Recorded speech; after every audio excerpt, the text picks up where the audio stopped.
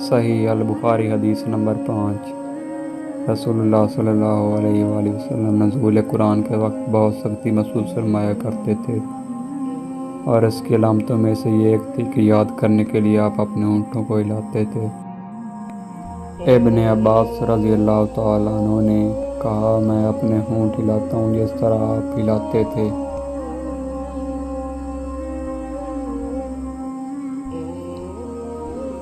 سعید کہتے ہیں، میں بھی اپنے ہونٹ ہلاتا ہوں جس طرح ابن عباس کو میں نے ہلاتے دیکھا۔ پھر انہوں نے اپنے ہونٹ ہلائے۔ ابن عباس نے کہا، پھر یہ آیت اتری،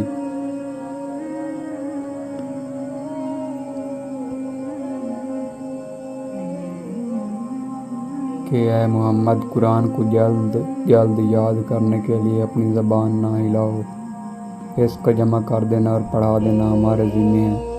ابن عباس کہتے ہیں، یعنی قرآن آپ کے دل میں جما دینا اور پڑھا دینا ہمارے ذمہ ہے، پھر جب ہم پڑھ چکیں تو اسے پڑھے ہوئے کی اتباع کرو۔ ابن عباس فرماتے ہیں، اس کا مطلب یہ ہے کہ آپ اس کو خاموشی کے ساتھ سنتے رہو، اس کے بعد مطلب سمجھا دینا ہمارے ذمہ ہے، پھر یقیناً یہ ہماری ذمہ داری ہے کہ آپ اس کو پڑھو، یعنی اس کو محفوظ کر سکو۔